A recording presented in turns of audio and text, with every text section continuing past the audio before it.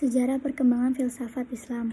Perkembangan filsafat dalam Islam dapat dikatakan dimulai oleh pengaruh kebudayaan Helenis yang terjadi akibat bertemunya kebudayaan Timur Persia dan kebudayaan Barat Yunani.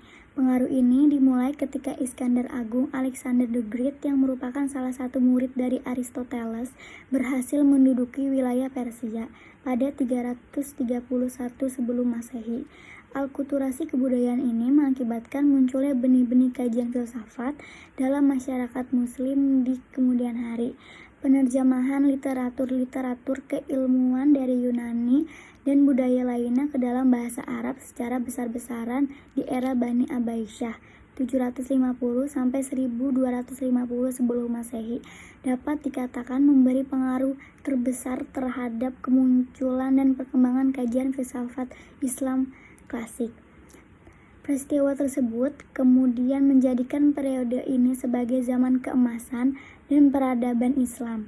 Ini sekaligus menunjukkan keterbukaan umat Muslim terhadap berbagai pandangan yang berkembang saat itu, baik dari para penganut keyakinan monoteis lainnya, seperti kaum Yahudi yang mendapat posisi penting saat itu di negeri-negeri Islam, hingga kaum pagan yang terlihat dan ketertarikan umat Muslim terhadap literatur bangsa Yunani kuno yang mana sering diidentikan dengan ritual-ritual paganisme.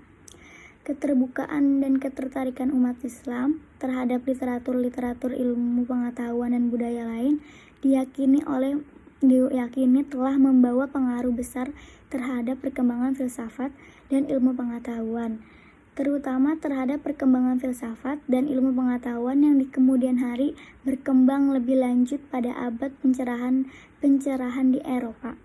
Dunia pemikiran Islam kemudian semakin fokus pada perdamaian antara filsafat dan agama ataupun akal dan wahyu, yang kemudian mempengaruhi semakin diusungnya integrasi antara akal dan wahyu sebagai landasan epistemologis yang berpengaruh pada karakter perkembangan ilmu pengetahuan dalam dunia Islam. Kondisi tersebut memunculkan semakin banyaknya cabang-cabang keilmuan dalam dunia Islam yang tidak hanya bersifat teoseris dengan merujuk pada dalil-dalil Al-Quran dan hadis sebagai sumber kebenaran oleh para mutakalim atau ahli kalam, tetapi juga bersifat antroposentris dengan rasio dan pengalaman empiris manusia sebagai landasannya tanpa menghasilkan dalil dalam Al-Quran dan hadis.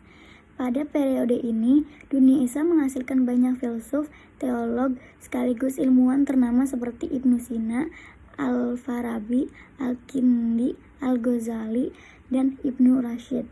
Kajian filsafat Islam di periode ini umumnya mengkaji lebih lanjut pandangan-pandangan perguruan filsafat peripatetik di Eropa seperti logika, metafisika, filsafat alam, dan etika, sehingga periode ini disebut juga sebagai periode peripatetik dari kajian filsafat Islam.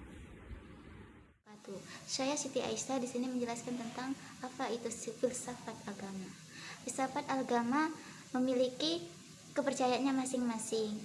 Agama Islam itu sesuai dengan perintahnya Allah dan Rasulnya, seperti menjalankan amal ibadah, menjalankan sesuai perintah Quran hadisnya secara bersama-sama, menyebarluaskan kebaikan menyeluruh umum. Nabi Muhammad SAW sebelum wafat, dia meninggalkan pesan, wahai umatku, ikutilah aturan yang telah Allah berikan. Ya. Nah, di sini kebanyakan manusia itu memiliki perbedaannya masing-masing. Ada yang menetapi Quran, yang menetapi Islam secara Quran, hadis, secara menetapi keyakinannya masing-masing. Ada yang kita saling menghargai, bermacam bentuk dalam organisasi bentuk Islam. Islam itu kepercayaannya masing-masing, ya menjalankan perintahnya Allah, menjauhi larangannya Allah. Kita menjalankan perintahnya Allah yaitu mengikuti sunnahnya Rasul. Jadi di sini Perkenalkan, nama saya Sylvia. Di sini saya akan menjelaskan tentang hubungan filsafat dengan agama. Hubungan antara filsafat dengan agama dalam pandangan Ibnu Rushd. Dalam perkembangan sejarah antara filsafat dan agama, hal ini telah menjadi sesuatu yang diperdebatkan oleh beberapa ahli. Ada beberapa ahli yang berpendapat bahwa filsafat dan agama merupakan suatu hal yang berbeda dan tidak dapat disatukan.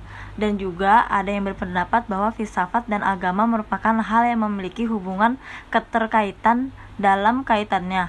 Ibnu Rushd, seorang filosofis besar, berusaha untuk meningkatkan atau menghubungkan antara filsafat dan agama. Dalam pemikiran Ibnu Rushd, beliau meyakinkan bahwa antara filsafat dan agama merupakan hal yang paling berkaitan. Filsafat sendiri berusaha untuk mengungkap suatu kebenaran. Demikian dengan agama, yaitu berusaha untuk mengungkapkan suatu kebenaran sehingga keduanya tidak dapat dipisahkan atau saling berkaitan. Itu dia, jadi hubungan filsafat dengan agama tidak bisa dipisahkan, malah harus saling berkaitan. Terima kasih. Filsafat adalah ilmu tentang cara berpikir yang diambil dari kata philos, artinya mencintai, dan sophein, artinya kebenaran. Jadi pada intinya adalah filsafat itu ilmu yang dapat membantu kita untuk lebih banyak lagi cara berpikir dalam hidup kita. Nah, sejarah ilmu filsafat ini dimulai dari masa nenek moyang kita, yaitu masa awal peradaban pada tahun 600 hingga 400 sebelum Masehi. Dari situ pemikiran nenek-nenek moyang kita lahirlah. Lalu cara berpikir mereka ini pada tahun itu, cara berpikir mereka disebarkan dalam bentuk kepercayaan dan pengetahuan. Nah, tapi baru di zaman Yunani kuno tahun 400 sampai 100 sebelum Masehi, filsuf-filsuf hebat itu seperti Socrates, Aristoteles, dan Plato, mereka banyak melahirkan lagi cara berpikir berbagai macam bidang. Nah, cara berpikir mereka ini menjadi inspirasi lahirnya dasar-dasar ilmu pengetahuan lainnya. Lalu pada awal abad ke-500 sampai 1200 sebelum Masehi, filsafat agama mulai banyak perkembangannya nih, karena kentalnya sistem kerajaan dan ajaran agama Islam pada masa itu. Nah, di masa itu filsafat agama ini digunakan untuk membuktikan keberadaan Tuhan. Tapi perubahan besar terjadi di masa Renaissance, yaitu pada tahun 1309 sampai 1328. Masyarakat ini meyakinkan politik hingga budaya. Pengetahuan ini kemudian menginspirasi pesatnya kemajuan massa setelah mendorong terobosan cara berpikir di berbagai macam bidang yang hingga saat ini masih kita pelajari.